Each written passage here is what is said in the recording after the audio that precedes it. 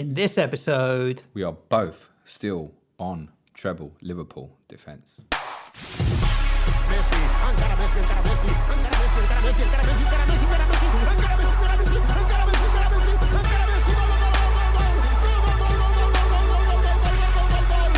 Fantasy Football Show.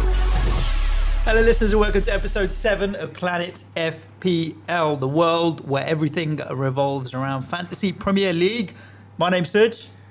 My name is James. We are in season 3, Serge. We are in season 3, but I think people who've been listening regularly will know that we're not newbies at this shit anymore. And everybody... We're newbies at FPL, we're novices at FPL, but we're not novices at this podcasting game anymore. No, you know what you cut me off from saying, right? It's season 3. It's the same shit every year.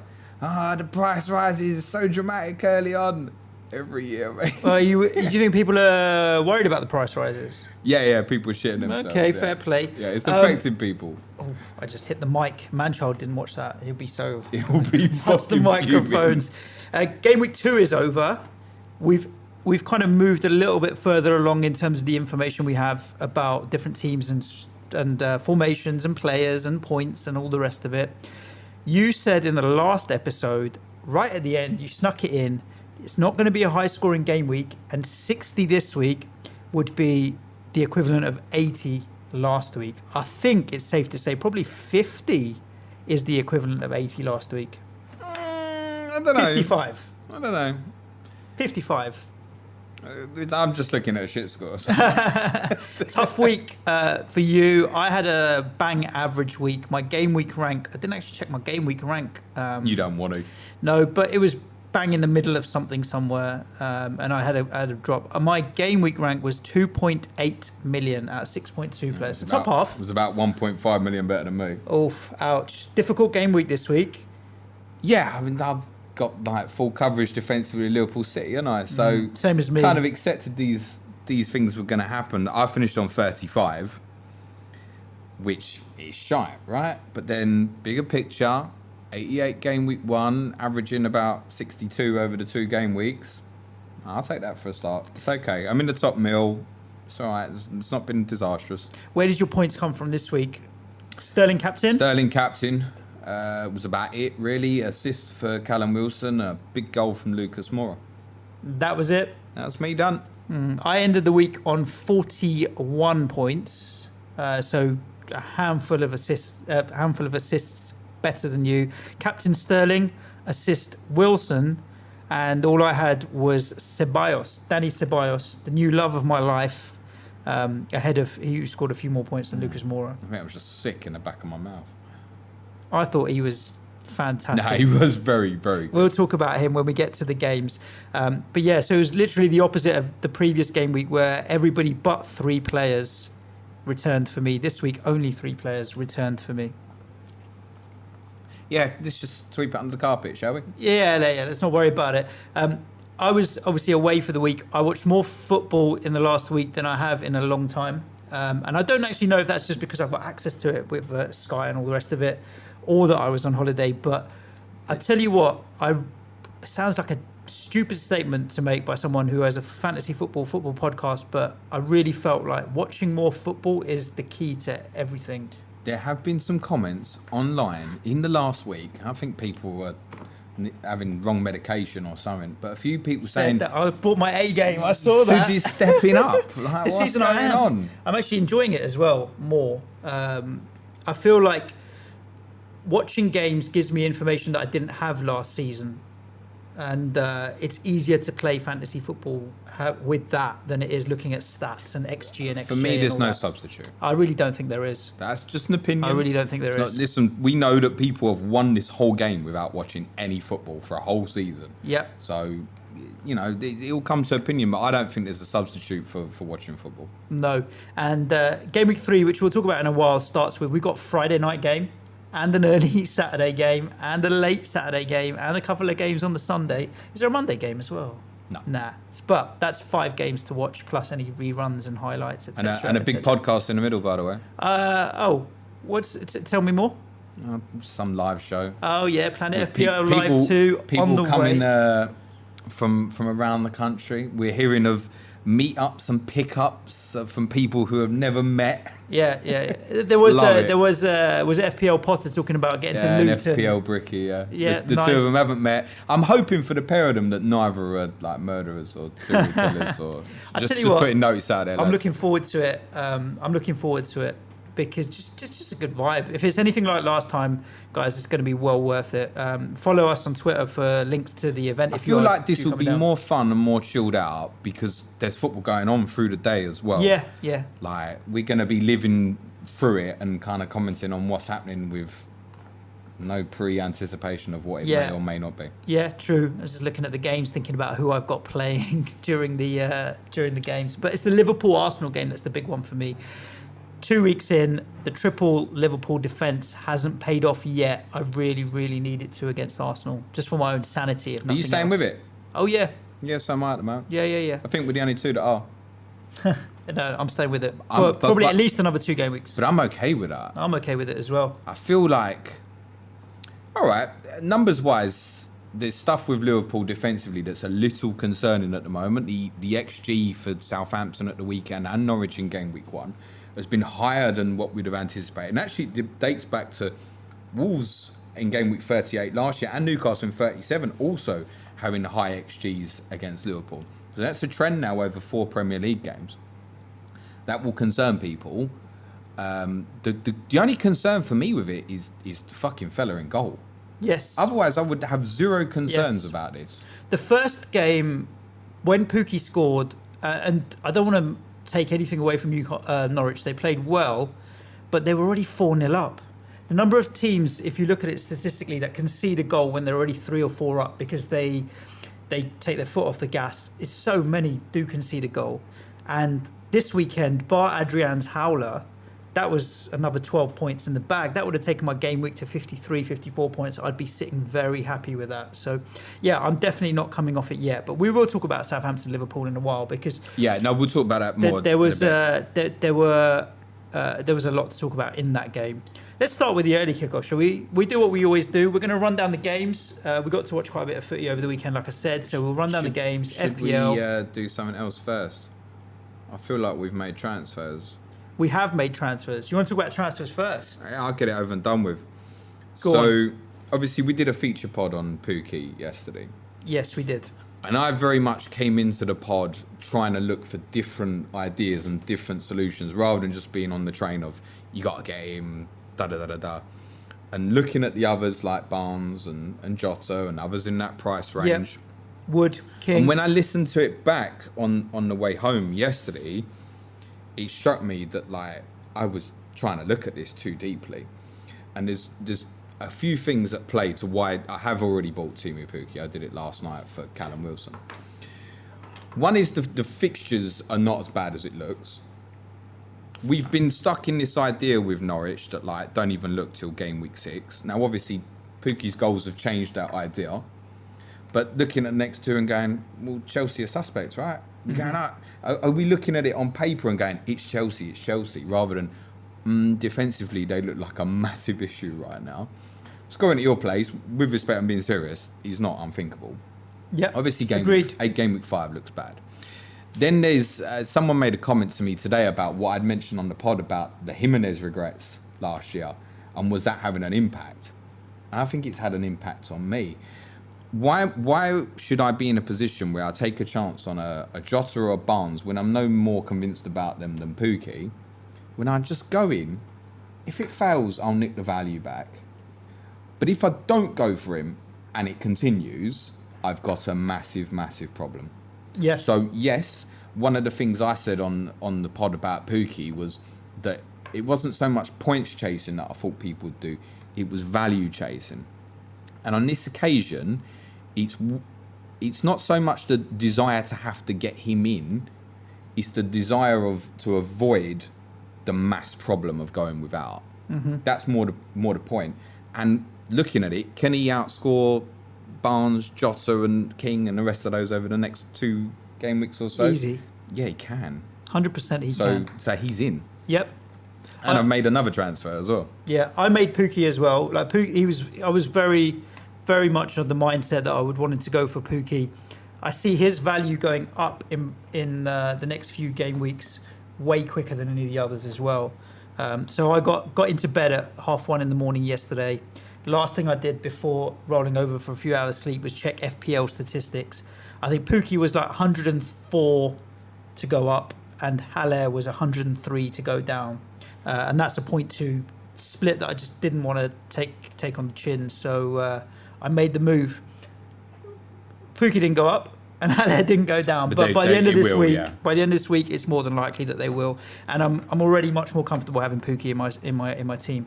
I didn't make my second transfer, but let's talk about your second transfer. Someone responded to me yesterday and went, "You need to get Martial. Like, stop looking at the fixtures." And I'm thinking, I didn't know there was a law where you could only make one transfer in a week. So I let Fraser's price go Sunday night. I was convinced that I had to just watch Martial again myself first. And actually, he didn't overly impress last night, but he had one big chance and he scored. Yep. And that's good, him running into that position to get... I thought... I didn't dive on him beforehand because I thought it would be a frustrating evening for him. And I think it was because of the way Wolves defend. But he took the one big chance, right? That's enough. Palace at home at the weekend. There's nothing more for me to think about with him and Fraser looking like they're going in opposite directions again. Get it in. Give me some cover. So I'm pretty much locked in for the weekend. I can't see me making a third change. I have Jose Perez sitting on my team, and my original thought was to go from Perez to Maddison. If I do that, I'll have 1.3 million sitting on the bench, in the bank. Sorry, I'd have more than that on the bench, which seems a waste. So I could actually go from Perez to Martial at the moment as well. So when we talk about Manchester United, I only managed to catch the first 30 minutes before I had to switch it all off and put it into flight mode. So I'll be interested in your thoughts on whether or not Maddison or Martial. You've obviously gone to Martial, so you think he's a better option than Maddison? Immediately, yes. Yeah, I think a little bit similar as well. There's a trainer started. He's playing out a position. Don't overthink it. That's how I think. And I wanted to go Martial last week. And what I saw from game week 1, it was like, yeah, let's throw him in. I just wasn't desperate to before Wolves away. Have a second look. I've looked.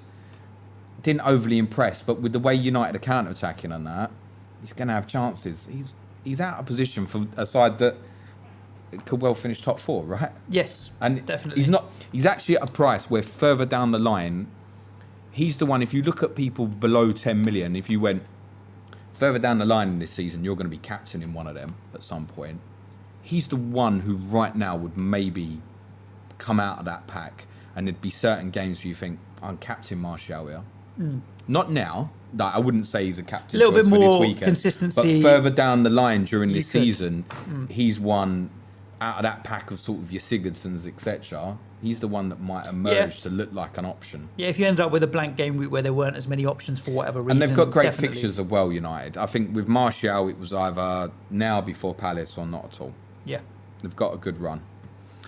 Just briefly on the price changes, because a few people have been asking me, where are you finding this? So Football Fix is good. Me and Suj mainly use FPL statistics. Price changes are occurring at the moment at around about 2:30 in the morning. So people making your transfers at 3 o'clock in the afternoon, don't rush. This is a bedtime job for those in the UK, for us. Yes. There is little point. I've spoke to you in previous pods over the years about, particularly like on Friday nights, where the written media can get information that the TV broadcast media can't. And it goes live at 11 p.m, right? Yeah. You should never make a transfer on a Friday night before 11 p.m. So, all right, there's certain issues. You go out and get drunk and you forget, and just don't go drinking on a Friday night if you want an FPL, right? Exactly. So, yeah, keep an eye on statistics and plan your transfer in terms of your timing. Like, I see people going, I've tweeted, I've got Pukki in at 2:30 in the afternoon. Like, what are you doing? Yeah. Do it at night, honestly. Exactly. Let's talk about some of the games. Let's rattle through as many as we can, as quickly as we can. Starting with the early kickoff on Saturday. Arsenal 2, Burnley 1. Good win for Arsenal. It wasn't as plain sailing as it could have, should have been. Mainly because they just... I dread to say they were more solid at the back, but when Burnley applied pressure, they still looked a little bit suspect and nervous and shaky. Going forward, they were good, but Aubameyang off the wing is just a complete waste of that player. Nah. Second half, they were a bit more fluid. Pepe, Aubameyang, Lacazette, but I don't know about Aubameyang off the left. He was hugging the touchline. Off the left, okay, which is where he played in the second half. Off the right in the first, nah, Wasted. You wouldn't want any of that. But we think going forward, if they're going to play a free, like obviously Nelson started the game on the left, they'll get to a point where it's Pepe right, Aubameyang left, Lacazette up front. Yeah. I think there's options for them to move off that. I think Arsenal was so well suited, even more so with Ceballos now, to play with a diamond. It's a personal opinion.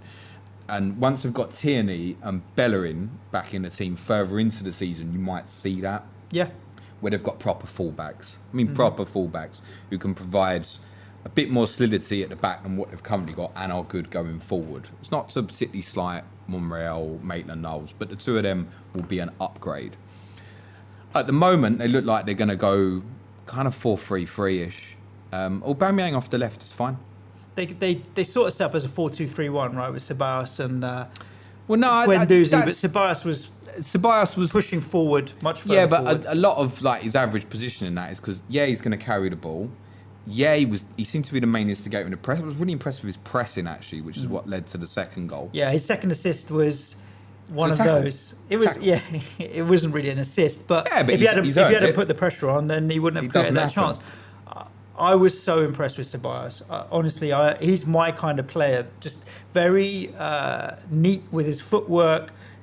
I like the way that he gave the defenders an out ball and then just bought that 5 seconds of time. That was something that Felipe Anderson did very well for us last season, where you give him the ball and just being a little bit neat with his footwork and trickery, just that 5 seconds allows the back line to push out. But then his passing was class, his set pieces were class. I don't see how you can take him out of that side. Oh, no chance. And at 5.5 million, there are people still umming and ahhing about Ceballos. I don't know why. Or saying, give him a couple of fixtures. Let's have a look because they've got Liverpool coming up. For me, at 5.5 million, I don't because he's playing for a top six. I don't see him as a premium. He's almost an enabler. It's a price that I hate. Not for him personally. It's just a price point that I hate. Because you have to play him. Difficult to manage. He's not bench fodder at all. Yes. You have to play him. But and to be confirmed yet, if Granit Xhaka got 2 assists at the first day of the season a couple of years ago, and people went mental, didn't they? Yeah. It's to be confirmed if this is going to last. He's on set for pieces, me, though, he's a bit deeper than he'd like. If he was going to play at the top of a diamond, behind that front two, automatic inclusion. I think that's still to be confirmed. I know what you're saying about the fixture this weekend. It wasn't one that I felt a necessity to go to. I think for those on a wild card, I spoke when we did the Tottenham pod earlier, and I said about Ndombele not being an option, and I'll cover again a bit later. Like Ceballos is. Yeah. He reminds me. He's got something. His posture and that reminds me a lot of like Arteta, but his actual overall silkiness on the ball, Cazorla a lot. Yeah. And Arsenal have not had that player for passing of Fabregas. Quite a while. Yeah, a little bit of that as well. You could argue he's got traits of all three of those players. In terms of his goal-scoring potential, he's probably got a higher ceiling, other than probably maybe peak Fabregas when he was playing like right off of Van Persie. A player there. I'm keen to see a bit more, and obviously how he's going to play positionally. And obviously now people have seen it. We know, I think those who've seen us, certainly for Spain in the under-21 Euros in the summer, this is a player. It's no surprise that Real Madrid didn't want to let him go on a permanent, just in case this does happen. They'll welcome him back with open arms. That's one of the things about... I know Spurs wanted him. Yeah. Spurs were not prepared to do a loan deal for him.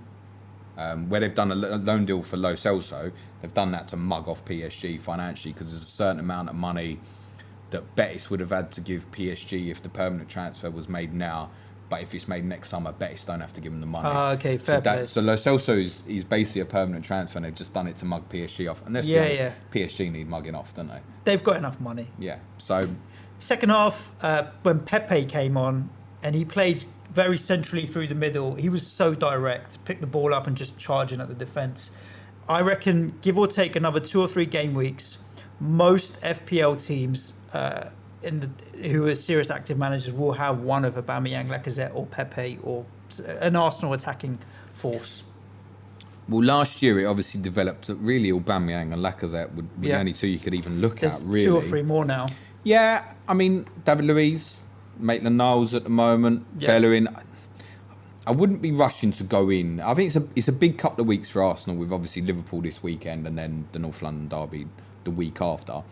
And then there's potentially a very good run of fixtures that starts with Watford away in game week 5. But how are they going to treat Europa this year when it starts back up?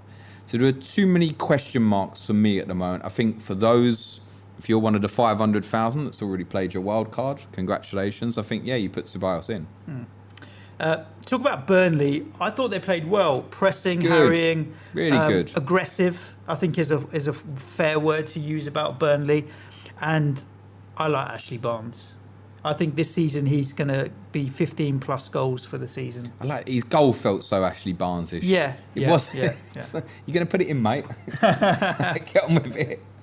Yeah, I mean, obviously, amongst all the Pookie talk, Barnes is a little bit kind of under-mentioned, but it's the same thing, right? So Wolves away this week, Liverpool home the week after.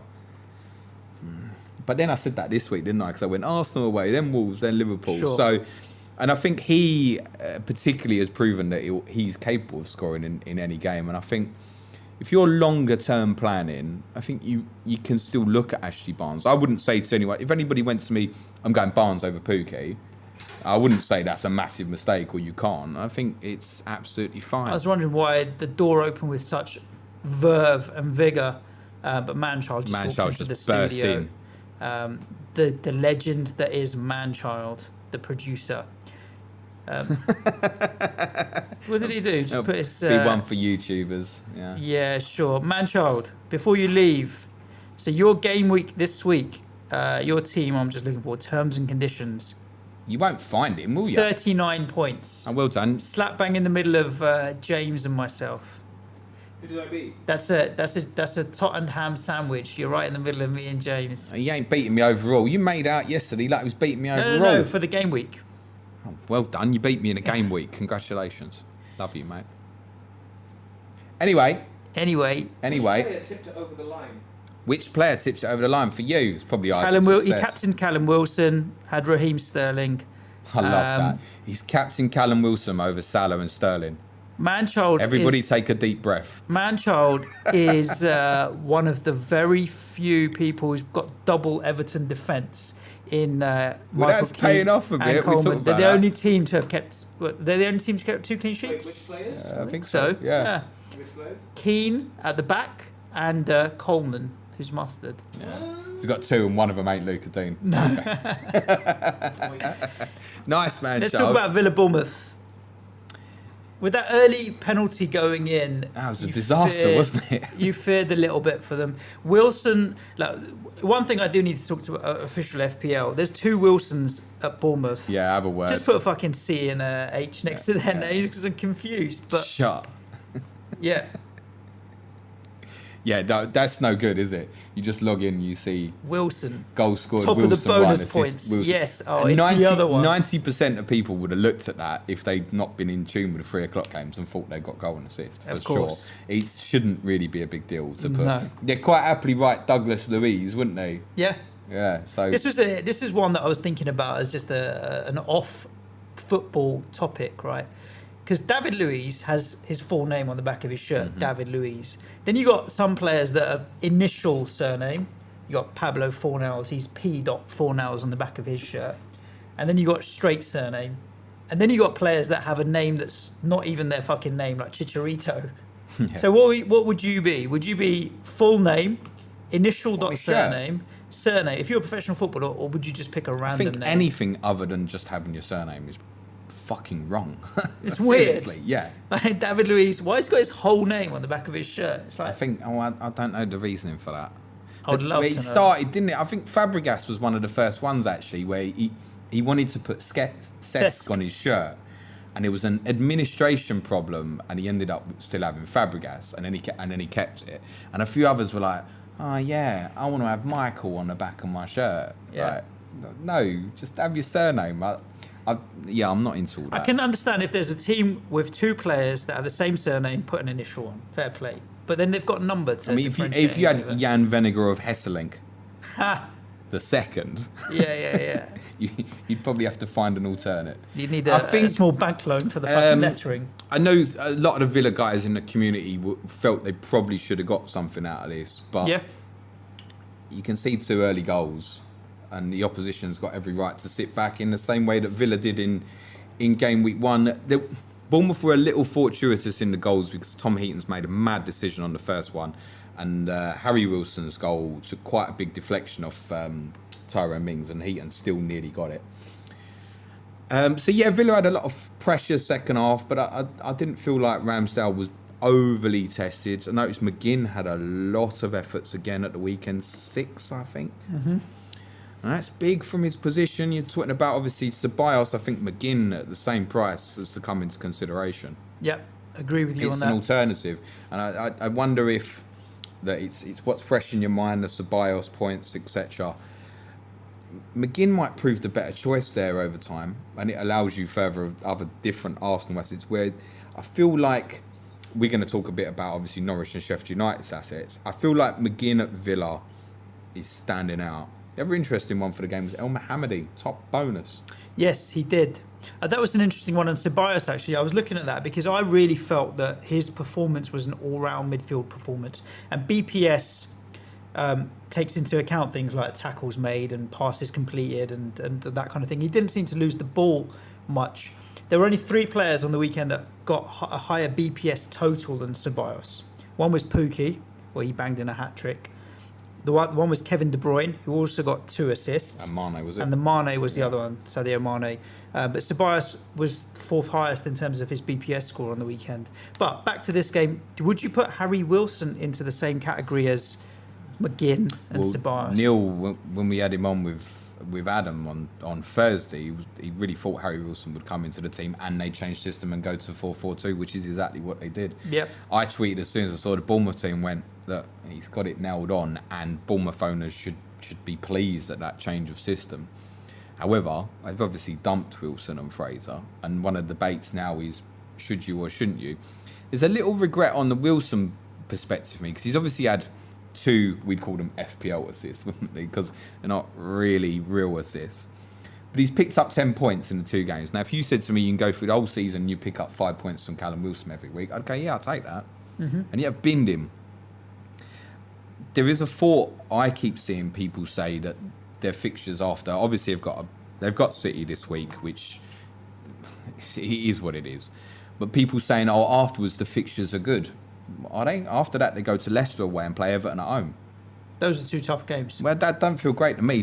I'm looking at going to have 3 tough games for them. Yeah. And Bournemouth players, we always say this, the attacking guys are capable of returning at any time. But I feel for me, Fraser's been quiet in the 2 games, was more of a concern. If I'd only binned 1, I would have binned Fraser. He's been pretty quiet. And Wilson might match up some of the numbers that Fraser's provided previously, is worth saying, I think. Wilson will remain consistent and will do what he does. Douglas Luiz, beautiful strike. Yeah, great goal. He ain't going to do that week in, week out, though. Let's be honest. No. And he was very much at fault for Harry Wilson's goal as well. Yeah. He's not a consideration. I still reckon you'll probably get, 40,000 people this week that will buy him? Yeah, standard. Maybe a bit more. Yeah, of course. Brighton 1, West Ham 1. We talked about this on Tot and Ham, our spin-off show that talks about Spurs and West Ham in a bit more detail. Robbery, really, that we came away with a point. Having said that, Chicharito took his goal well. Snodgrass had a chance towards the end of the game to nick it as well. But the standout player from Brighton, potentially Trossard, would you say? Goal disallowed through VAR, but then did manage to get himself on the score sheet. I saw our friend Sham from 2 Guys 1 Cup was tweeting, and he was raving about Trossard as the real threat from Brighton, as many experienced FPL players Seagull. Sorry. Sham, 1 point Wilshere this week, yeah? Carry on. Oh, you're on 80. Is it 80 points? 70 points is the bet. Oh, 80, 80 points points. over and under. Okay. Yeah. He's now averaging. He's back to an average of 1.5 per game. Oof. Yeah, we're good. 0.5. Yeah. That would be barely 60 points. You've got 5 goals. As if he stays 4 goals fit wiggle all room. fucking season. But yeah, Trossard is really the standout there at Brighton. What at the I moment, really potentially. liked about Trossard, watching bits of the game back on Sunday when I was a bit more coherent, was he strikes the ball absolutely beautifully. If you look at his goal in particular, there's very few players who can strike through a ball with power like that. And he's almost, in his shooting, he punches the ball like a dead ball, almost like the knuckleball shot the kids would call it. Beautiful technique. He's going to score a few goals. And he's another one. I wonder if he played game week 1, would more people be looking at him this week with Southampton at home? Well, the challenge this week was a lot of the returners this week either didn't play in game week 1 or came off the bench in game week 1. So you couldn't use game week 1 data to help you with game week 2. Now you've got a whole bunch of game week 1 and game week 2 players that are returning. That's confusing his data will come a lot under because he didn't play game week 1. No, of right? course. Yeah, so yeah, if you're looking at, 20 games, Yeah. most have got 2, right? He's only got 1 appearance, and a very good appearance with, obviously, the disallowed goal is the correct decision. It's one of them I fucking hate because you can't see it coming. No. You just assume it's a goal. Yep. But he took his very well. I assume he'll stay in the side now. I noticed as well on Brighton, Pascal Gross's XA was very high this weekend. I think it was the 3rd highest for the game week. And that's quietly not had many mentions. Gross and Trossard together behind, we think eventually Mopé, could be a very, very good front three for Brighton. I agree with you on that. I'm really hoping, we talked about it, like I said earlier, that West Ham find a way of getting Antonio into the starting 11 now as one of the 3 behind the front man.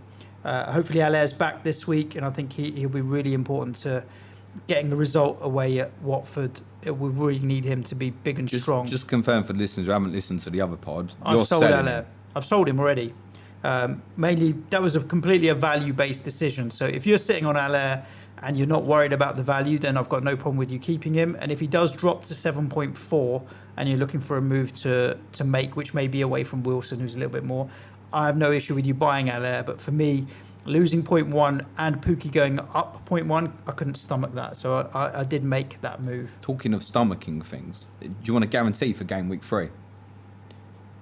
Yeah, sure. Something to make you laugh. Go on. Get yourself down the editor's tap in Holborn while we see Sudge's face when Troy Deeney scores against West Ham at the weekend. Yeah. It's written know in the it, stars. right? It's just written in the stars. It has to happen. But back to the Hammers. We need it. We need the difference that Antonio makes in terms of his hold up strength, direct running. I also think that Yarmolenko could potentially do that because Is he fit or? He is fit. He was on the bench again this weekend. Brought on? It wasn't brought on. No, he can. He's very direct as well, Yarmolenko. So I want to see on the left. It's another one. It feels like adds to what I said on the short pod earlier. Like they're all a bit samey, aren't they? That's why I like. Yarmolenko's Antonio's different, isn't it? Yeah, I think Yarmolenko's a bit different as well. He's more direct. And he loves to take a shot from. But they all want to be, even Yarmolenko from the right, because he's so one-footed and left-footed. Yeah, he's right? always cutting in. He wants to come Always in. He wants to come in and play the feet. Antonio give you over-the-top options. And he does. I'll tell you what you'll do with Antonio and the team as well. You'd have a lot more good away results. I'm certain of that. Yes. Yeah. I wonder why they don't get us to manage the team. Anyhow, we briefly touched on Watford. Everton 1, Watford nothing. Good home win for Everton. 2 clean sheets on the trot. Dini assist and BPS and all the rest of it. So anybody that's had him from the start of the season was supremely happy until he hobbled off. Yeah, a couple of key points. First thing to say on Everton is, well, it's a trivia question for you. Who was the last player to score at Goodison Park as an away player? Who was the last away player to score at Goodison Park? Well, they kept a ton of clean sheets, 6 in a row at the back end of last season. Give me the club. Manchester City. Oh, really? So does it even count? Aguero, Sterling. No, it's Gabriel Jesus. Okay. In late February, the double I remember game they- week 27. They had a ton of clean sheets at the back end. Of the Double last game week 27 was the last time they conceded a goal at Goodison. And this is in spite of the fact, obviously, Zuma's not gone back now. So we have to pay attention to that. And I think those who are on Dean or Coleman, you're sitting there, you're quite happy at the moment. They've got a consistent, we know, overall very good run of fixtures. Concern for me for them is attacking numbers at the moment. Just before I finish on them defensively, Dean is a doubt for the weekend. Tight hamstring. Friday might come a bit soon, but the reports are he could just as easily be fit as well. Apparently he was just complaining it was a bit tight. They took no risks. Sean at Spirit Blues thinks that Moyes can probably, from what reading between the lines of what Silva was saying, he's not going to be rushed into that team. Yep. So he's 19 years old. It's mental a to few rush him people in. have shouted him out as an alternative. He looked an unbelievable threat when he came on at the end of this game. The thing I really liked about him, there was one where he had a break and he was in a central position and he pulled away and manoeuvred his run so that he got into the channel and he could see the pass coming and he had the defender done all over long before he'd even got the pass. That's not common movement for a 19-year-old forward. Very impressive. But it's going to be a while. He might be one we're picking up when we need to bin Pookie in a few weeks. We'll pick Moyes Ken up at 6.8. Yeah. Watford have... all I'll say for Watford fans is that You got an easy fixture on when Saturday. you have we're very good at helping teams get out of a bad run. So yeah, if you're feeling down, don't worry because it's only 5-6 You know what? days. till I you don't snap even mean out it of insultingly. That's fucking true. It can be. Yeah. You can be. If you were in a bad run and you had the team coming up against you. Having said that, if we're on it on our day, we'll give them a tough game, but just as easily we could roll over. But 2 defeats on the trot is not something that you would want to think, you know what, and add in the cup final, and we spoke about it. No goals. They've got a massive 2 games with yourselves and Newcastle away in game week 4. No goals this season. I don't know if there's anything in that so much. Look, they've obviously had a nightmare opening day against Brighton. I mean, Pickford saved Deeney. He might have been offside in fairness, but he saved one from Deeney and hit him smack in the face. You know, Decore had a great chance and he's never hit the thing. So I think Everton were overall were deserving winners, but they weren't without chances themselves. Massive 2 games though, because you feel like if they don't get at least one positive result, and I mean a win really in those 2, you start looking at it and going, Long season ahead for them. yeah, a little bit. Norwich 3, Newcastle 1. As much as give Norwich all the credit as well, I'm concerned about Newcastle. Having said that, I hadn't be bottom of the league at the start of the season, so I'm looking forward to, and not in a sadistic way, talking to Sai actually, because he did say in the 30 and 30, it's either Armageddon or it's just a completely different. We've got the Qataris coming in, or whoever it was, Kuwaitis or Qataris, and it looks like Armageddon at the moment. Pookie is Pookie. We've done Pookie to death, as has every other Twitter account and anything else. Yeah, nothing else to say No. other than most shots at the weekend, most shots in the box, most goals, highest XG, rising in price. And he's also trying to nick James's haircut, so what's not to love about Pookie? Cantwell 4.5 at the moment, due a price rise anytime now. He has been fluctuating in the price rise predictors for a little while. But wild carders, get him in. Yeah, for Yeah, sure. honestly. I wish if I didn't have any other transfers to make and I was looking at burning a transfer, then I'd move from Danny Drinkwater, who I think was just fodder, to What the Cantwell. fuck did you end up with Danny I Drinkwater? thought he would eventually get into that Burnley team. Yeah. Yeah. We'll see. The season's young. He hasn't played football for I'd about say he ain't gonna 18 work months. like Cork and Westwood do, mate. I can't see that. I think there's enough from Norwich. We know exactly what we're going to get with them. There was the late consolation goal for Do Newcastle, we? but yeah, they're going to concede goals and I'll have tell you lots of what- I'll attacking tell you what's chances. really frustrating about Norwich is, aside from all the Pookie stuff, the two fullbacks, and particularly, obviously, Aaron's. Aaron's will get more attention than Jamal Lewis. They really should be potentially fucking golden nuggets, FPL assets, right? But even in this game, they haven't kept a clean sheet, right? Yeah. And you don't think there'll be many, and they're going to need to keep scoring goals. But they look like they're going to be fun. It's But one they of the have things got, with Pookie they as have well, got right? injuries in the middle of defence at the moment. They're going to So have to score goals. It is true, yeah. They will be better I don't off think when you can. Close and Zimmerman are back. Yeah. I don't think you can judge them yet, but you're not looking at them defensively at the moment. Pookie's the one, really, and Cantwell obviously is an enabler and bench filler and perfectly acceptable 4.5. Yeah. Newcastle, nothing to see here.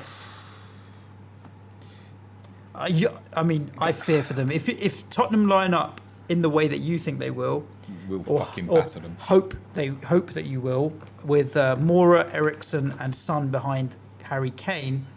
Oof. Yeah. I don't know if we will line up like that. Yeah. I've probably gone with a team there that I'd said in the That short you pod want that- more than you think. Well, I mean, I've left Lamella out of. My instinct is Lamella might be the one that misses out on the weekend, but I don't know. I'd be guessing like everybody else. Do you think like use Moura? I think he needs a game we need to use and look at Moura and Son together in wide areas in an attacking formation and see how it feels. And I feel like if If you're going to do it against Newcastle at home. well, fucking hell, it's blindingly obvious, isn't it? Really. Yeah. So, yeah, I don't know with them. The thing is, right, there's two major problems for them that's worse than last year. I mean, it was interesting seeing Bruce comment at the weekend saying the target this year is to stay up. I mean, all right, we can all see we know that. that. Yeah, we can all see that, but that's not what Newcastle fans want to hear, right? He doesn't inspire me Two as the kind of massive guy that's going to problems, get him right? out. He probably is all right as a defensive coach. He ain't Benitez, right? So they're going to concede more goals defensively. And they've lost the goals of Perez and Rondon. Joe Linton's a doubt for the weekend. Should be And all right. he was also, he's just unreliable. He's flaky. I don't think he's that good. Almiron still hasn't scored a goal. I mean, certainly now it's Sunday. I find that player every week, don't I? Yeah. In trouble. Yeah, And unfortunately. what I would say is, it's not this weekend that's particularly important to Newcastle. It's the week after against Watford. Watford at home. more important. Because then they're away at Liverpool thereafter. It's not to say they can't get something at Newcastle. In this league, anybody can at any time. But the priority's got to be the other games. And actually, probably the way they play is probably more important to Newcastle fans this weekend. Southampton 1, Liverpool 2. Difficult performance for Liverpool. I think credit goes to the way that Southampton defensively set up. They sat deep. They didn't give them any space.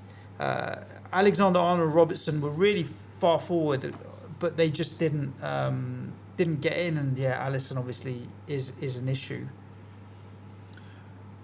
Just Southampton to cover. I don't mean this disrespectfully. There's nothing particularly to cover at the moment. None of sort of Adams or Redmond have put their hand up. Yeah, yet or I was anything. disappointed with Che Adams, to be honest with you. I thought the few chances that he did have, the header, the shot from the edge of the box and what have you, at this level, that many chances, you'd expect at least one of them to be on target, and he wasn't hitting the target. Harsh. I was disappointed. I mean, could have done better with the chance he had early doors at Burnley in game week 1. But I mean, look at more. Danny Ings should have got Southampton a draw with the chance he had at the end. Yeah. A couple of things I'm going to say on Liverpool. One is obviously Suj and I are both still sitting here on treble defence, and I've got no intention of changing it. I'm I with you. realise that a lot of listeners will think that's mad, and it might be, and it's fine. I'm not. I'm kind of pleased that everyone's talking about coming off. Yeah, me too. Trent's delivery, again, was immaculate. Some of the balls that he put through, from an attacking point of view, he's there. Robertson was putting crosses in. And he was so far further forward on the left. I'm not worried about Robertson him. had a great chance to score, and I feel like he's starting to add a bit more shooting into his game, actually. Yeah. So, and they've gone for bar goalkeeper's mistake. They've got the clean sheet there, haven't they? They have. I wonder if, for me, I wonder if them conceding that goal might actually be a blessing in disguise. Because so many people have looked at it already and gone, Norwich, Southampton, conceded in both. Arsenal this weekend. Oh, fuck. We've got to come off this. We've got to change this. Yeah. Everton 2 clean sheets. United look a lot better with Wan-Bissaka and Maguire. Let's change this. I still defy anybody to look at someone who's priced at 7 million, take your, like Maddison, right? Yeah. He's in everybody's thoughts at the moment. Defy anybody to say to me Maddison's going to score more points than Alexander-Arnold or Robertson if I'm brave enough and stick with it. Mm-hmm. I don't see it. I'm with you on it. I don't know why. Maybe we spent too much time together that our minds are The the same. flip side is, I said at the start of the pod, there's 4 games now, going back to last season, where the XG for the opposition has been unusually high. Is that a worry? If Alisson had been in goal this weekend, do you feel like they would have kept a clean sheet? I still think they keep a clean sheet this weekend. Yeah, I'm with you on that. That's why I'm not moving off them. I think they can keep a clean sheet against Arsenal. And I know every other listener's just listened and gone, nah. But happy to be proved wrong. Do you want to talk about Adrian or do you want to talk about Salah and Mane first? I don't think there's a lot to say on Adrian other than I understood what Klopp was saying when he said after the game, like, he's got the mistake out of the way now.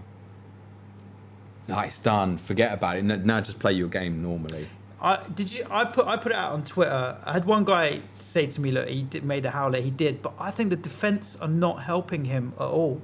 No, but don't pass him the ball. It's like because West Ham. We're going to contradict ourselves here now by saying it's because of him that he's making them nervous. But then why are they passing him the ball?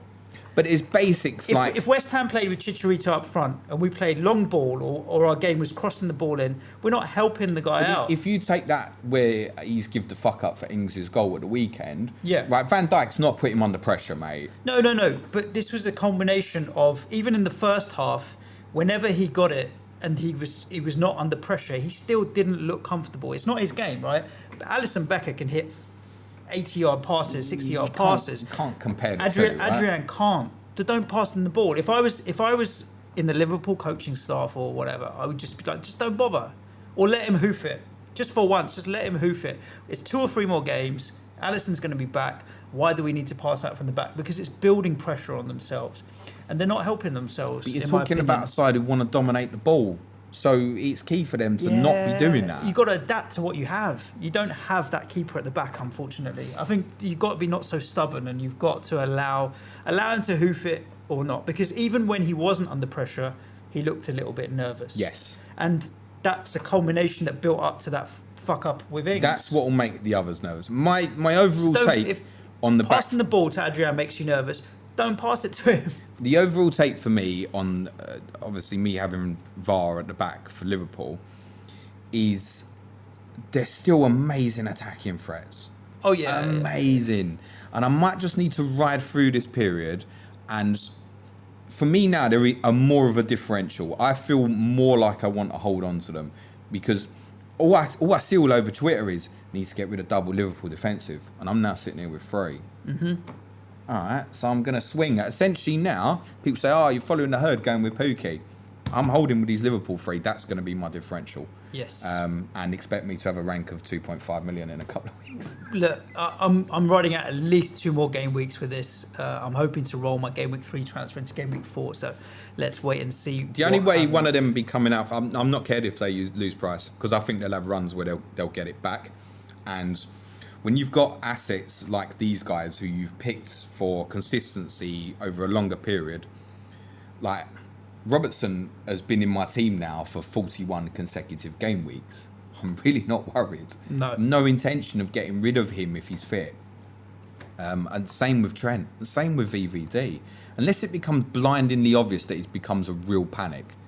For me, they've had a couple of average performances, but I still know what they're capable of. Got the best defender in the world as well. The one reason that I would be going down from 3 to 2 Liverpool defenders is if I wanted to get in one of Mo Salah or Sadio Mane, because the game doesn't allow you to have 4, sadly. I toyed with this idea. I was just thinking about getting one of the 2 in, and I couldn't actually decide which of the 3 Liverpool defenders, or to be fair, which of Van Dijk and Robertson I would always keep. Trent I would actually get rid of. Which says something about them in their own right. Let's talk about Salah and Mane. And people are debating, is it worth the extra million? Yes. You think Salah's worth the extra million? No, I really don't. Yeah, me neither. I really don't. If I was buying right now, price irrelevant, I'd be buying Sadio Mane. I really strongly think that a lot of the people who've got Salah should really be thinking about this now. The numbers over a consistent period now are showing more and more favouritism to Mane. I think he scored 5 more goals than Salah this calendar year. This is not a month or two now. No. It's August. Yeah. And you've looked at it over the last 6-month period. Mane straight in, goal and assist. His XA was really high this weekend last year. The big criticism last year, wasn't it? Only 3 assists. He put another one on a plate for Firmino over the weekend. Should have scored. I don't know how much you can look into... And Salah's one-on-one was Mane's pass as well. True. Salah this weekend, see, Salah at his most scary and fearful and at his best is when he's running at the defence, right? He's running at your fullback, so he's sent it back and he cuts in from the right-hand side onto his left foot. I didn't see him run at the Southampton defence once this weekend, maybe because they sat so deep and they didn't give him the opportunity to, but he just didn't. And he was a non-threat this weekend because he wasn't playing his natural game. 50% of me thinks, you know what, they played 120 minutes, he was tired, and then Southampton sat in deep, so it didn't give him the opportunity. 50% of me is like, you know what, Mane... I didn't, in all honesty, there'll be others who have watched the game. old Liverpool game who would be able to judge it better than me from the weekend. But I was heading down to the pub to watch Spurs, and everything on my Twitter feed was, Liverpool will be better when Salah starts playing. He didn't. As He in, was like, nothing. if they bring him on, like, he just wasn't in it at all. He's best when he's running, and he just wasn't running at the defence, and so he was not a threat. I this did weekend. look, because it would be stupid not to, right? What it would look like, as in Mane. In your team? Yeah.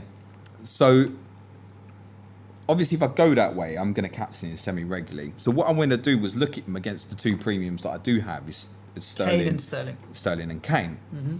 I looked at Sterling and Kane's fixtures over a longer period, essentially probably until about game week 16. If they're both fit, I'm happy. But there's not blindingly obvious fixtures where I'd go, I definitely, 100% I didn't look at it as in go, I'd be happy with them, but there's obvious. I looked at the fixtures and went, I've got one of probably the 2 best captain options in every week going forward in Sterling or Kane.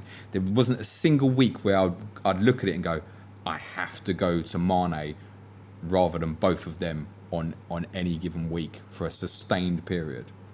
And so that's another reason why I'd be more than happy to stay with it does mean treble defensive Liverpool at the moment. It does mean changing Robertson or VVD or Trent to maybe Lucas Dean or what have you, and he's injured right now anyway, so where else do you go for your attacking defensive options? So just letting through, I know Adam Hotcroft had done some stuff on Salah. So Premier League goals 2019, Mane 15. Do you know how many for Salah?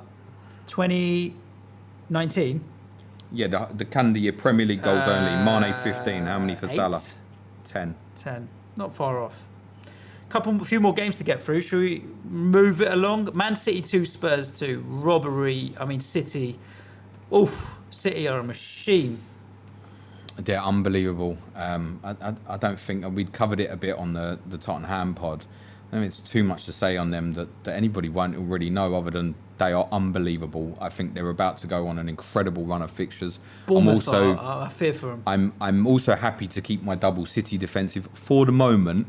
I think that's one that I might review come the international break, once we know maybe more if Cancelo's going to put a bit of pressure on, if Mendy's going to put a bit of pressure on, because I've got Zinchenko and Walker.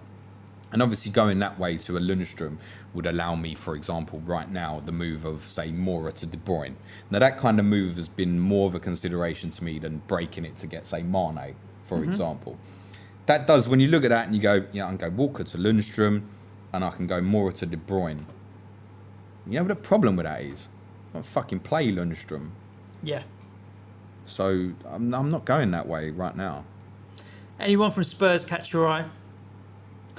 We never had the ball, mate. Yeah, true. I don't think that's fair. I mean, if you look at the possession stats, it was like 52 to 48, which is particularly high. I couldn't believe that, actually. Against City, most teams are never getting into more like into the 40s. We were a lot better second half, but in terms of chances, City still had all of it. On the goal, I couldn't believe it. I couldn't believe that happened to them again. It's not VAR's fault, it's the rule.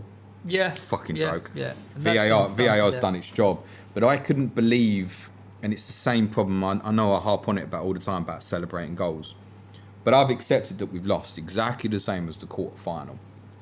And with the quarter-final goal, that really is factual, Aguero. And I know this is factual with the handball, but this felt really, really wrong. petty almost. It's ridiculous, isn't it? Because the whole point is if it had hit Oliver Skipp's arm, it's not a penalty. That's the thing, right? We want it to go both ways. We want a bit of equality. And definitely nobody wants that to be a penalty. No. It's just got to be equal both ways, isn't it? Laporte's tried to head the ball and it's hit his forearm or something. Didn't even, it's behind Jesus. He still had to take a touch and wrap his foot round it. It just feels, I know I said the week before, Dendonka, we'll have to get used to it, it's the rule. But that already needs absolutely looking at. When obviously I wasn't at the game, I was watching it in the pub. It'd been about a minute, it felt like, till the decision was overturned. And I'm looking at it, and obviously the commentary's going on, and everybody's a bit like, oh, for fuck's sake, 'cause I can't really hear what's going on.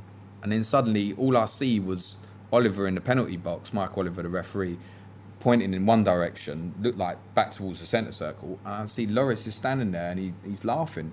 Oh, what's going on? Yeah. I just couldn't believe it. I don't know if this is statistically true, but this is just off a gut feel. The longer the VAR check is taking, the more likely it's a no-goal decision so far. I felt like the no-goal decisions, even when I was at London Stadium, took longer. When it was a goal, within normally 15 seconds, they'd flashed up that it was a goal. I know you were flying. Have you seen Neves' goal last night? Yes, I have. Right. And that went to VAR check, didn't it? Yeah. Right. I was watching the game, and I made the little one jump, actually. He was on me at the time. Yeah. And I kind of let out like an involuntary no way when I saw it was going to VAR check. And originally when they were drawing the lines, I was like, oh my God, they're really going to disallow that goal because Moutinho's on the touchline and his shoulder is like a couple of inches offside. Yeah. You are lying. And Stupid. I'm going, please don't disallow this goal. It wasn't anything against United. I didn't really give a shit. I was like, don't do that, man. And that's the problem, isn't it? It's just bugging me. That's enough of our rant over. Cool. Spurs, avoid Ndombele. I see people doing it. I don't know why they're doing it. I think Mora will start this weekend. Keep. If you want to get desperate and go for Son, do. But I don't know why you'd blow up your squad just to get immediate on it with Arsenal away the weekend after. Covered. Cool. Should we move on? Yeah. Sheffield 1, Crystal Palace 0. Yes. That's for you, got Tomo. me there. That's got for me you, there. Tomo. I'll take it back. Sheffield United 1, Crystal Palace 0. Up the L's. Yes. Come on, them blades. Really good result for Sheffield United. I watched the second half of this on a boat from Camino back to I'm surprised Malta. you didn't throw yourself off it. Nah, I thought it was a good game. Oh. Well, okay. I was very impressed with Sheffield United's work rate. If Sheffield nothing United else, were fine. The second half that I saw, Crystal Palace were impotent. Is the only word I can use. They had no chances whatsoever. They just what's that new sponsorship on the cheese? Yeah. Swipes for your knob. Come on. I thought Crystal Palace were useless. They had no attacking threat whatsoever. I mean, we are going to be hopefully talking to Mig this week, but Sheffield United. Credit to United. You just knew that they were in the dressing room with fucking loud music before the game. Chris Wilder just fucking geeing them up, and just filling them full of Haribo or something, and just be like, you are fucking gonna run and die and win this game no matter what fucking happens. There was a moment of clarity for everybody who wanted John Lundstrom, I think, and it wasn't the goal. It was when Fleck went off injured. So Fleck's done his hamstring. But we kind of thought it was building towards this week to being Fleck, Norwood and Freeman. And then Fleck got injured and it's allowed them to put Freeman into the team now. Now, Osborne's still on the outside of it, but looking at it now, Lundstrom looks absolutely nailed. And from what I see with my eyes, he looks a good footballer. He created the chance from when McGoldrick should have scored in the first half as well. Yeah. And he's in the right place. So I feel a little bit, and obviously I'm staying big defensively. So for me right now, I let it go. It's not a massive interest. all right, if I have to fucking get him at 4.3 further down, like chances are I won't, because it will be someone else. You go, yeah, I'll have him at 4.1 or whatever. I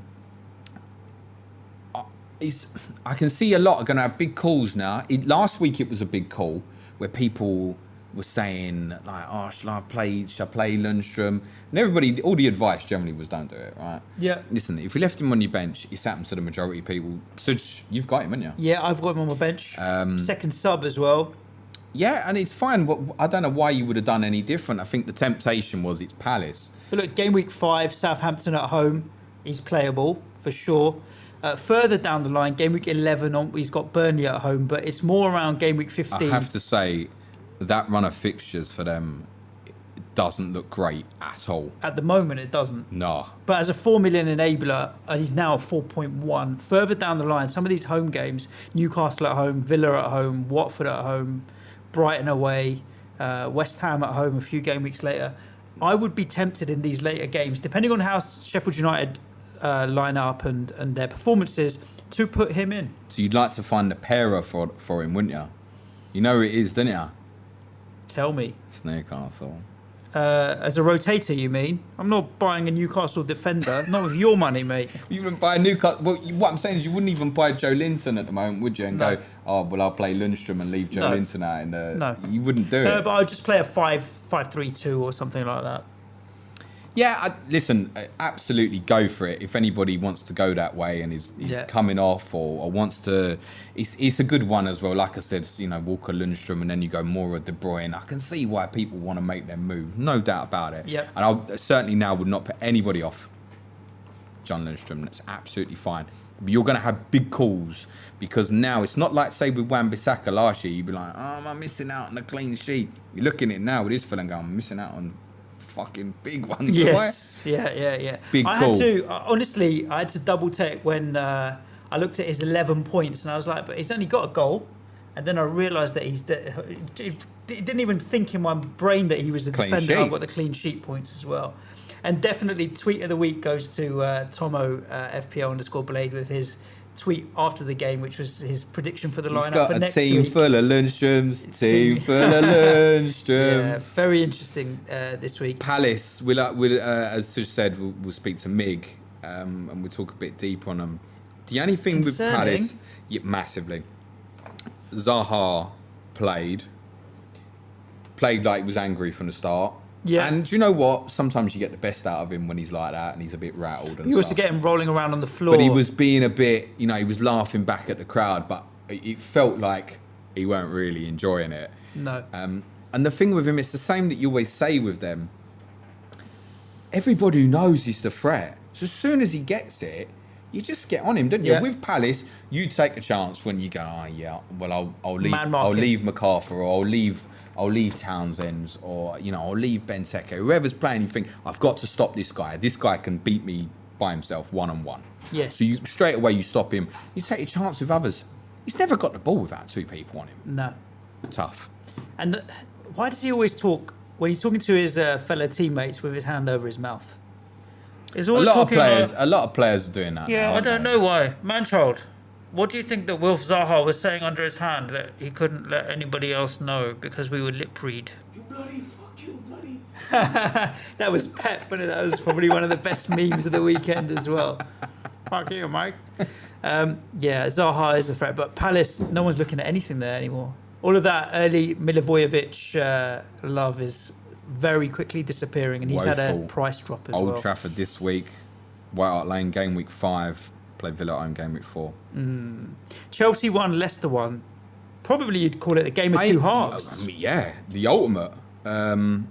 Really enjoyable for different reasons because it came a very fascinating tactical contest. Chelsea were outstanding, must be said, for probably the opening half hour. Yep. They should have finished the game. Particularly with a Kante chance. Fuchs made an unbelievable tackle, which has hardly been mentioned on N'Golo Kante. They had chances, and you could see what they were trying to do in there with Mount pressing from the front. Pedro busy as always. And actually, I was more thinking in the first half hour or so how concerning it was for Leicester. That this was kind of a bit of an audition for them, it felt to me, after the draw with Wolves, and suddenly thinking, if you really want to push for it this year, do you suddenly already want to be 5 points behind some of the teams that you think you can challenge this year, or admittedly with tough fixtures? And I'm looking at them and I'm thinking, and obviously Chilwell wasn't playing, didn't help as well. I'm looking at them defensively and I'm going, you ain't good enough, man. Second half, completely different ball game. Literally, it was like watching a boxer in round 12 holding on for that final bell. Dylan White, wasn't it, a couple of weeks ago, hanging on at the end. That was Chelsea. Literally, Leicester got beat for time. 100%, if that game had gone to extra time, Leicester would have won. We talked at the start of the show about the eye test, and I got to watch the second half of this game as well. It's funny, I watched the second half of Sheffield United Palace and the second half of this game, and Maddison, via the eye test, worked his way into my thoughts, right, straight in. I had to look at his stats from last year. 7 goals and 7 assists last year.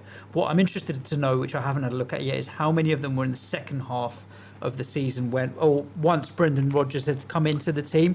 But he was the guy... you need to look from Rodgers' time. He was the guy that was getting closest to Vardy, and he was just all action. He was picking the ball up everywhere, on set pieces. When you compare Maddison over the periods since Rodgers has come in, and you look at the numbers, Tielemans is going to hammer him, right? Possibly. In terms of the amount of goals Tielemans was getting. Yeah, but what I saw on the pitch, Maddison positionally and set pieces and all the rest of it, he's the guy to have. That extra $500,000 from Tielemans or Perez to Maddison is money well spent, in my opinion. I'm inclined to agree, I think, but I'm not desperate to do it. Difficult game for them at Bramall Lane this weekend. I've got enough money to buy Martial instead of Maddison, so all that running in behind be interesting, right? Because obviously with Sheffield United's the overloading of the centre backs, I really thought Palace would try and work areas to sort of have Zaha and Townsend cheat, so not come back with them and cheat in the space behind O'Connell and Basham. He didn't do it, and it's only really Vardy, Maddison and Perez wouldn't have. Perez is quick, but not like Zaha Townsend quick as such.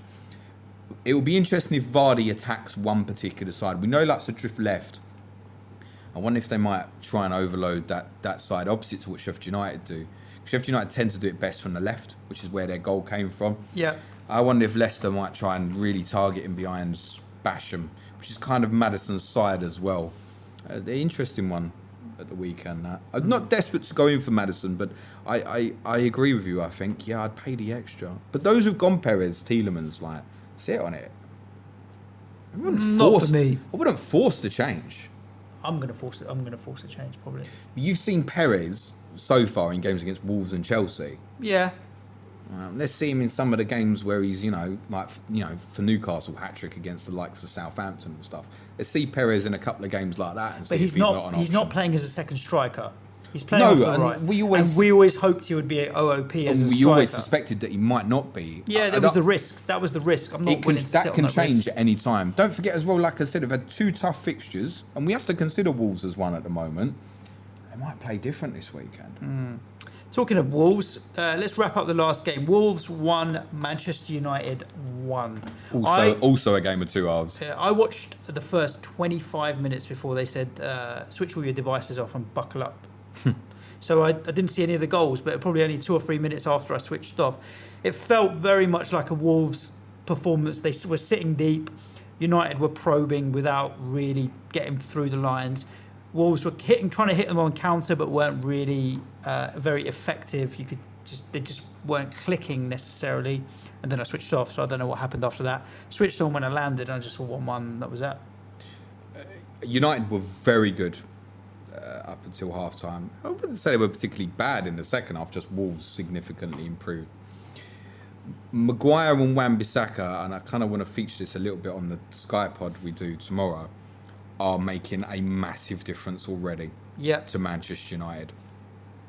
And those 2 alone are putting them back in the talk for top 4 and possibly more, honestly.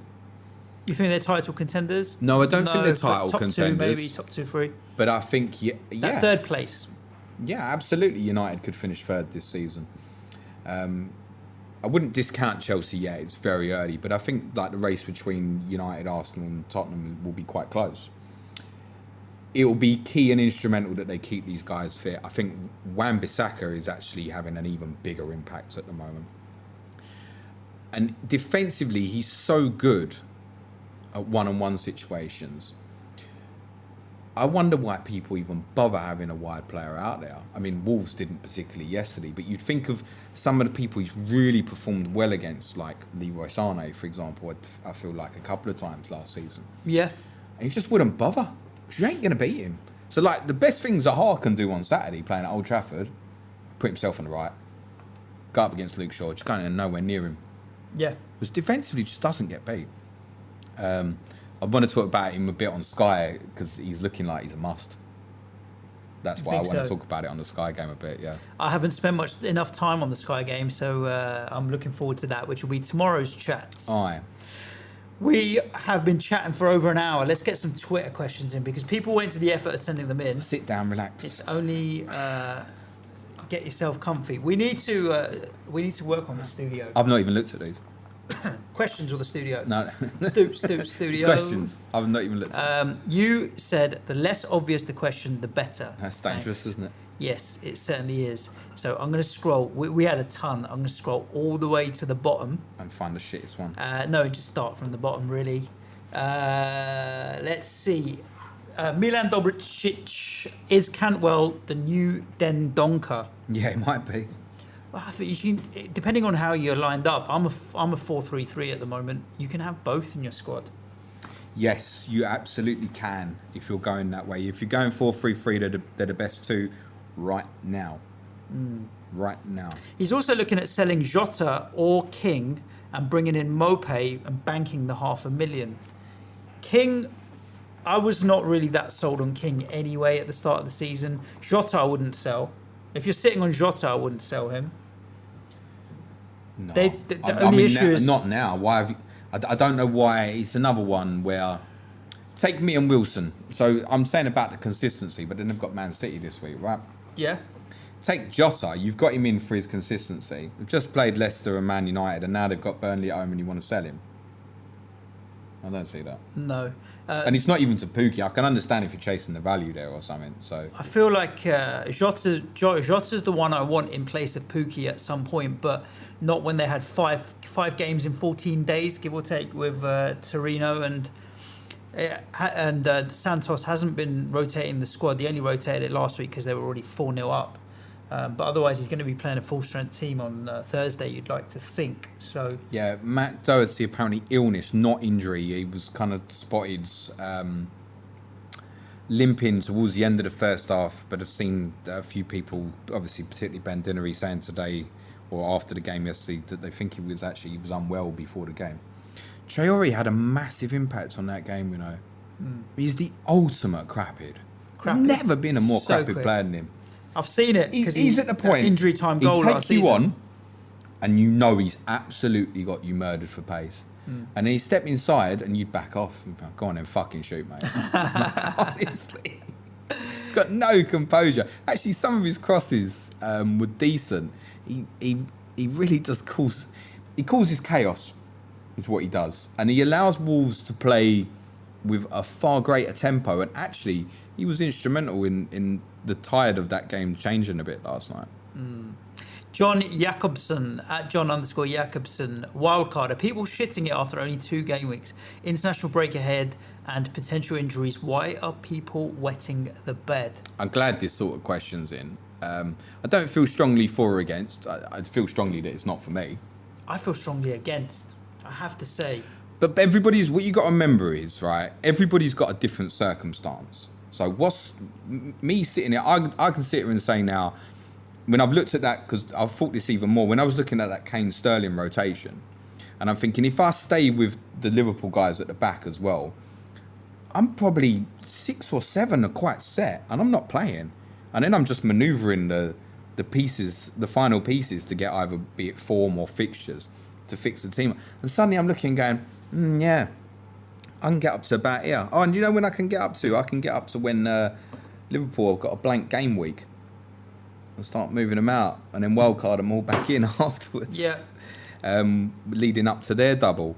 So, look, I could wildcard in 2 weeks. I think game week 2 is a little bit early, personally. But if you're in a position where you feel you've made, I think the one that's getting people, if you feel like you've made numerous small decision mistakes, you feel like you want to make them 4 or 5, I think, is the kind of I number. think so. But if you're looking in a position where you're looking at it and you're going, right, I've gone Kelly over Lundstrom, I've gone Dendoncker over Cantwell, all these baby ones all add up, where those guys sitting on your bench are going to give you some value, is going to help. And if you've got in a position where I think maybe if you're on Salah and you think I've got to have Mane, and if that allows you to get off like a Sigurdsson and get De Bruyne, I can understand why people want to make the decision. It's just not for me, I don't think. What's the minimum number of transfers or changes you would want to make it worthwhile for you to want a wild card? For me, it would have to be 5, really. At least. I had 3. I've got probably 1, 2, 3. At least. And I tell you why, because I've already made 2 this week. Yeah. I really don't think I'll make another transfer, but if something was to come up, I'll go -8. Pre-weekend, I had people are calling a mini wild card. well, -4. You don't really want to be taking -8s, but pre-weekend, I had it in my mind. Especially when you just scored 35. I had it in my mind that if something had happened where, say, a Kane got injured or a Sterling got injured, -8. And that's the way I would play it at the moment. That's 4, right? If you'd come in with the 2 threes, like I think a lot of us have come in with the 2 free transfers for this week. So what? 5's going to make you wild card? No, I think more. I think I would have to be in a position now where I'd be looking at my team, and I hated it. I had 3 what I would call risky picks in Aller, Perez, and Ceballos. And then I'm not happy with Drinkwater on the bench as my 3rd sub. But That can wait. I'm not worried about that. So that rules me down to now 3. Ceballos has just returned and played incredibly well, which now leaves me 2 to fix. Definitely not a wildcard situation. Now, other people would disagree because they would say, like, my Liverpool triple defence Of needs course, fixing. yeah, absolutely. And so on. But I'm cool. I'm chilling with that. So yeah, There is for no, me, it's... there is no wrong. Absolutely no wrong. I've seen a few people have put tweets out like justifying their decision to wildcard. I don't think you need to. If you feel like crack on. it's called a wildcard because you can use it whenever the fuck you want, right? Yes. I don't think there are rights and wrongs. For me, I've kind of gone into this season thinking a little bit more ahead for 2 reasons. One is that, which I think is getting no mention about. It's not till December, but we're going to have to make some in and out moves. And listen, The Liverpool bank game week. I could hold the wild card on till December and be in a position where I'm fucking 1.5 million. Well, holding the wild card wasn't worth it, was it? If that's No. the case, right? And I also feel like the best wild card time in the second half of the season, if you want to use it for a bench boost, is game week 36. Now, if that's what you believe and you're on your wild card now, you've got 34 weeks to go. Good luck. Gareth Phillips at GGG Phillips 17. How many more blanks before moving on from Siggy? I'd like to think that question you've learnt your lesson there. Siggy is a slow and steady. He always has been, right? Do you know what with Siggy? Slow and steady. Yeah. Everton have just kept- It's every They've year. kept 2 clean sheets. They're playing well. Yerry Mina seems like he's a potential solid replacement let's for not Zuma. sit here and say and deny that. When last season finished, every single one of us went, First name on the team sheet. I want Gylfi Sigurdsson. Then his price came out at the same as Richarlison with only a 0.5 rise, and we all went, Definitely want Siggy. Gylfi Sigurdsson in my team, right? So nobody's made any errors here or anything. And even still, first 2 fixtures, Palace and Watford, right? The problem with Siggy is it does feel like he needs a run or something. Yeah. And he's one that, having gone on, is incredibly difficult to come off, I think. Because any time, any game, He'll pull it out of the bag. yeah, I mean, he'll go and play Man City and he'll take a free kick and put it in the top corner, right? So that's Siggy for you. Fair play. Tough. I'd wait that out. I'd wait that out a bit more. I I'd would at least, as well. I'd at least give that to the break, I think. Yep. After game week 4. Dan FF, he says 4 premium attackers, 2 6.5 million defenders, 2 4.5 million defenders, Pope, Lundstrom, Cantwell, why not? I don't really understand the question. Do it. How can you get 4 strikers in? He wants 4 strikers. I think so. He wants 4 premium A attackers. question for the pod. Thought on United Oh, I assets. see what he's saying. He's saying, like, could you go like Kane, Aubameyang, Sterling, Mane, for example? Yeah, of course you Okay, can. 4 premium players. Of course you can. Yeah. I think it's one. And then go budget across everywhere else. The ideal, I think. Listen, we'd all like all of them, right? It can't happen. Wouldn't we just? I think eventually we'll all get to the sweet spot where maybe coming towards Christmas time next season, the beginning of 2020, we'll probably have 3. At the moment, you are pushing your team to have 3. Yeah. To have 4, you are relying on, and it's obvious that because people are going to be looking at it and going, "Oh, Dunk's returning well, Lundstrom's returning well, Martin Kelly's 4, he's got a clean sheet," and I can see that suddenly, all of a sudden, you go, Liverpool ain't keeping clean sheets. Man City only conceded 2 shots at the weekend, conceded twice. You go, what am I getting from fucking Ederson for this? I see why people want to jump off and move, but The other side of that, though, that's the pitch. That's the part of the pitch that's going to have the most consistency, right? the other problem though is captaincy. So more than 50% of people this weekend captained Mo Salah, and if you've got 4 of those, and you pick the wrong captain, that's going to be a messy potential game week. As well. Yeah, but it might cover you a bit better.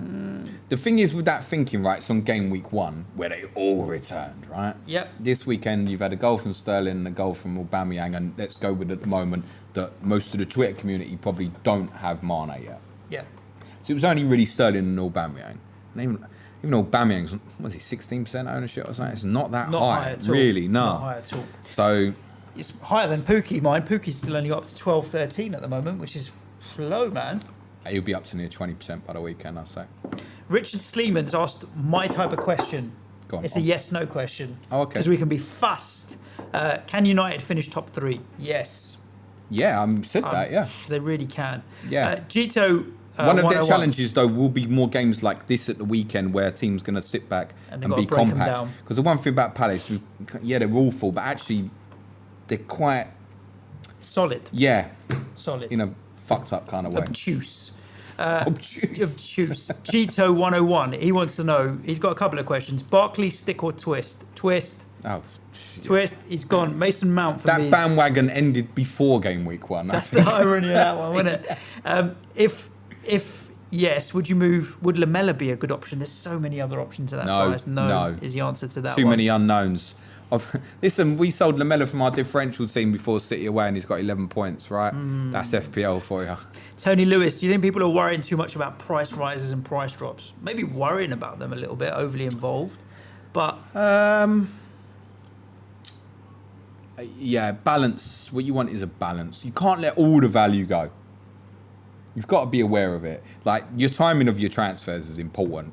I made the move last night because, Pookie, it could have been happening again, right? There was no more to think about it. And then it allowed me to go, Martial and Fraser going the other way.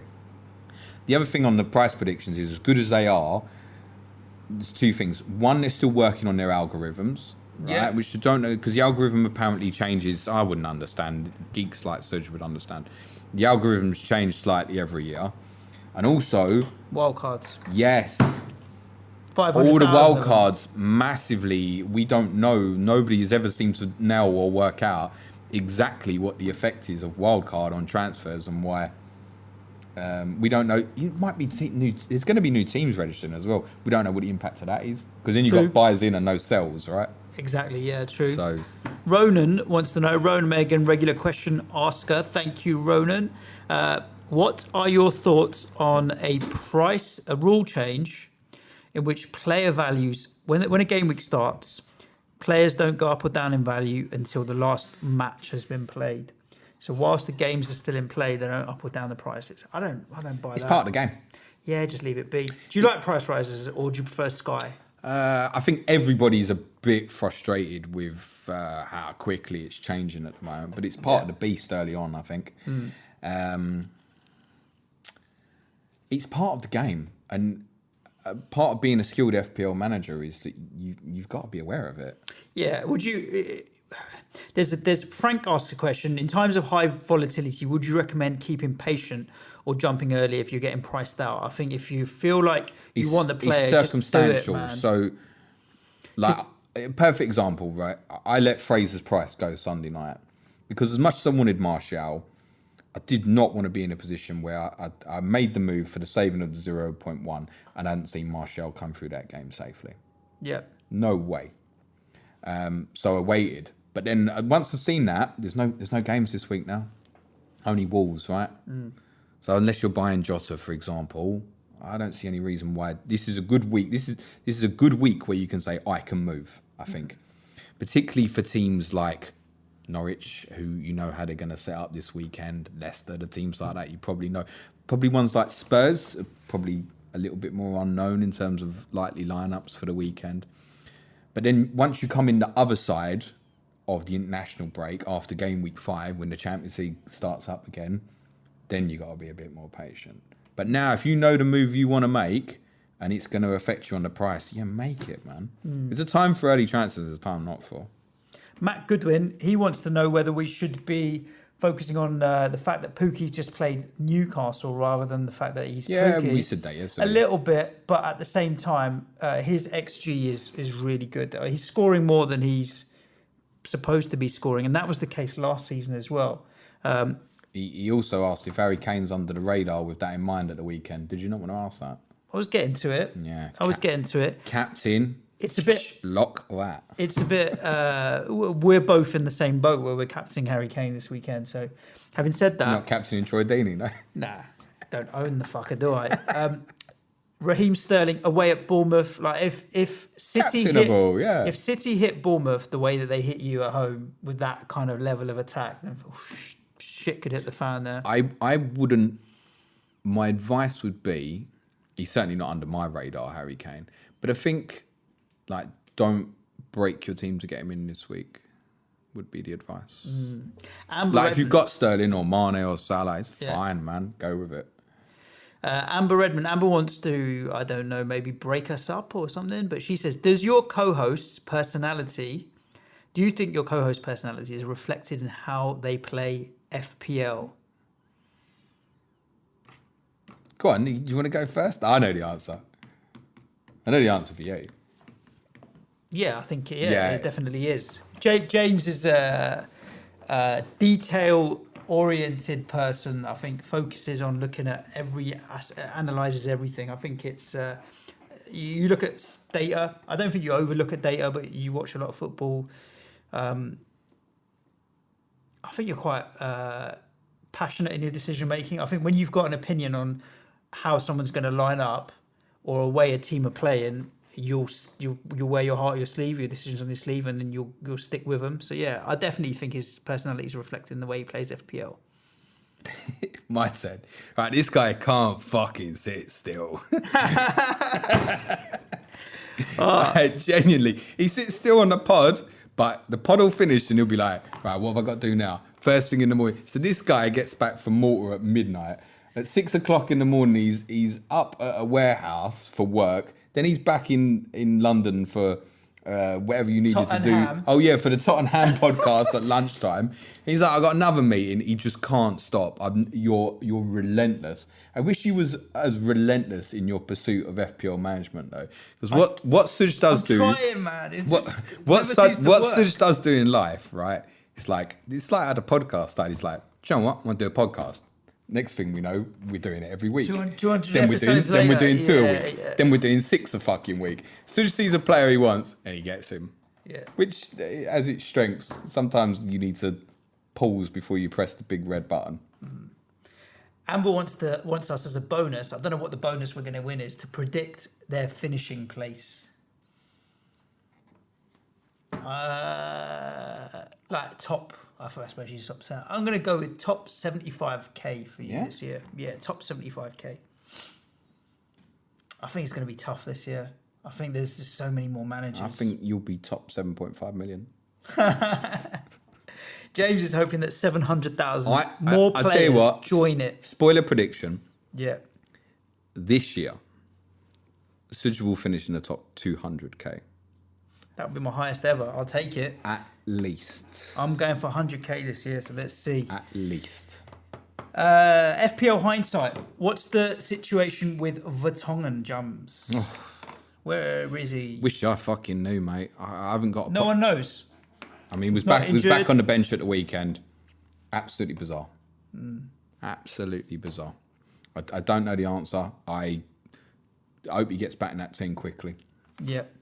And TJ asked a quick yes or no question that we spoke about earlier. Triple captain Kane or not? No. Why? No, well, I kind of answered that on the Pookie pod about saying, and I'm kind of saying it myself, you don't know how we're going to line up the weekend. You triple captain Harry Kane on Sunday, and he plays that fucking 4-3-1-2 again. I'm telling you, you're going to finish the day disappointed, mate. So, no, you haven't got enough information. FPL Woodsy wants to know Bournemouth, stick or twist? You've twisted. I've got only one, which is Callum Wilson, and I've stuck. I think if you've got one, stick. I don't think there's anything wrong with sticking. It's kind of in a similar vein to me what I'm saying about Liverpool. You know, Fraser and Wilson's consistency over a long period now means that they're the sort of player that you can carry through with you. Yeah. I just feel that I always knew going into game week 3 I was going to get rid of one of them. So I've got rid of 2 of them. Tim P, I have no idea about this Twitter handle. Who wants to know who's at risk now that Son's back? At least as of now, Lamella looks the best £6 million option. Can you explain this to me? Why is everyone on Lamella? Is it because you put out one tweet with a picture of his shirt or something? Because I've never really bought into owning Eric Lamella. Eric Lamella was very, very, very close to being in my game week 1 team. And in hindsight, I wish that he had been. Not because of what he did at Man City, because there's every chance I would have put him in for game week 1 and sold him. I did Mora as the gamble. I made it, in my opinion, a fatal mistake by going for Mora and Fraser. I should have gone for one and held some money back. Yeah. And as it turned out from a points perspective, like Mora of the 3 was the right choice. But I regret it a bit. Interesting, that. Yeah. I've no interest in any of those players at the moment. Lamella, a lot will depend on what happens with Ericsson and Lo Celso, and I ain't got no answers for you on that, I'm afraid. 2 more questions to wrap up the pod, James, because we've been chatting for a while. Second to last questions going to Liam at FPL Beer Lover. That'd be a good Twitter handle for you, mate.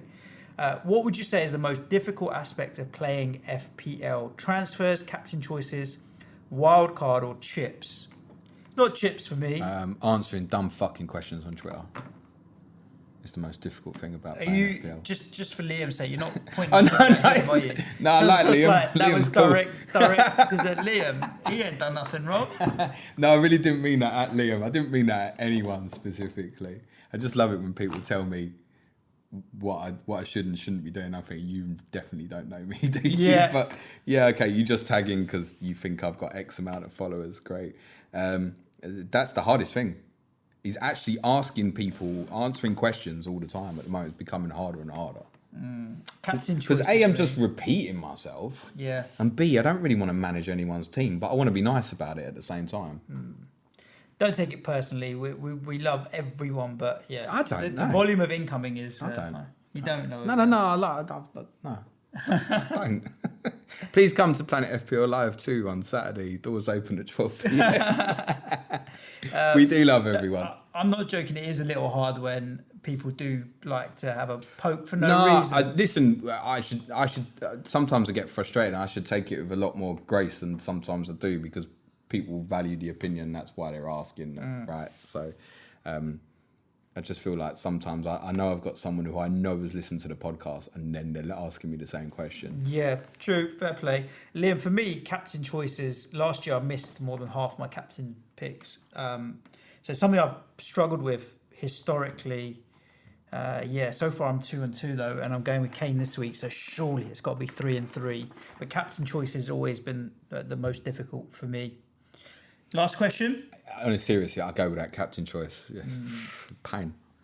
Last question's going to FPL_Potter, and you get the last question because we're going to see you on Saturday at Planet FPL Live 2. And if we haven't talked about as if FPL Bricky hasn't murdered him just outside a train station And in Luton. I've read the question before we're going to read it, and I've already got an answer for it as well. Would it be stupid to captain Aubameyang versus Liverpool? My gut says TAA's defensive positioning is shocking, so Aubameyang could hurt him. The only thing that are stopping me are Gomez at right back or Lacazette doesn't play through the middle. I don't want VVD marking Aubameyang. Well, I presume Arsenal will set up similarly to how they set up against Burnley. I mean, it's not. Listen, Aubameyang can score in any game, right? But I don't generally believe that you believe that Aubameyang is the best captain choice in your team. I don't know the rest of his team, but what I would say is that. So you've got no Sterling, nor Mane or Sterling. I don't believe that. Any of them.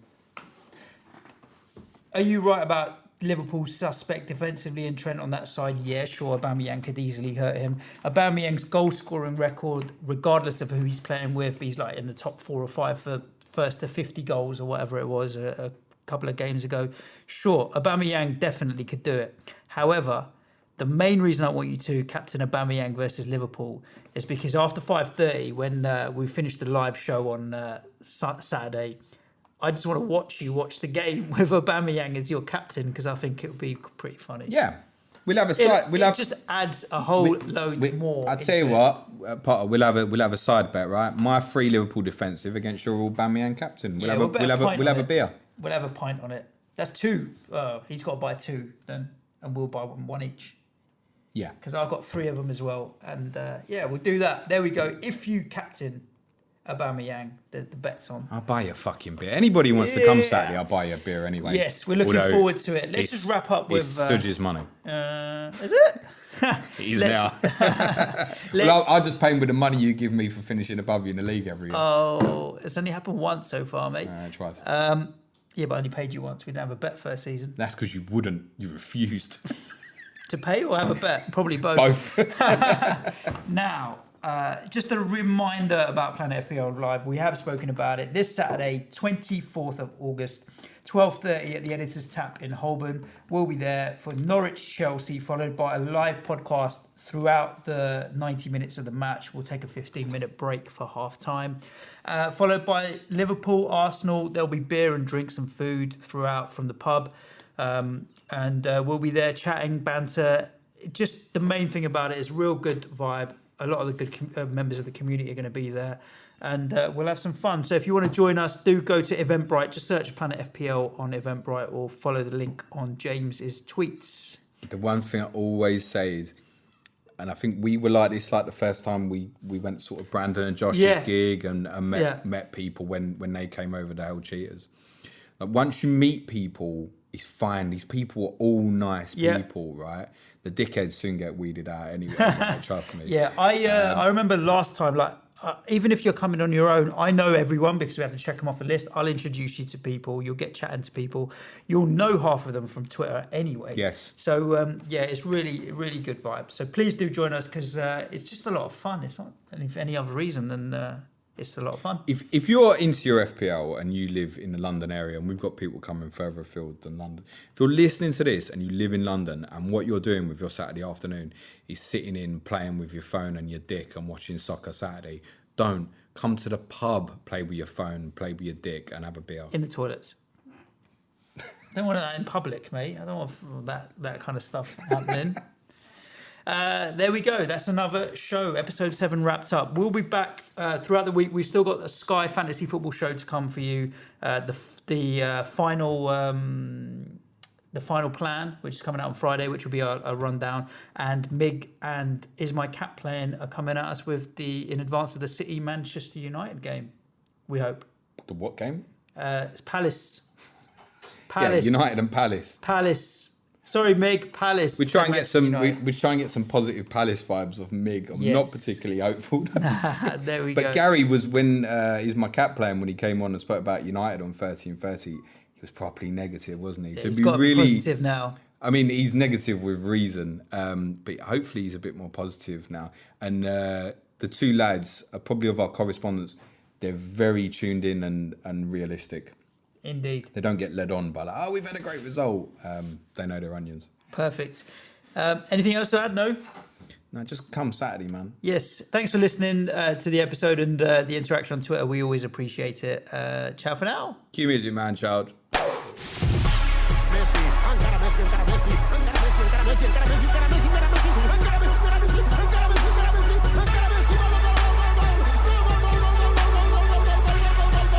The Fantasy Football Show.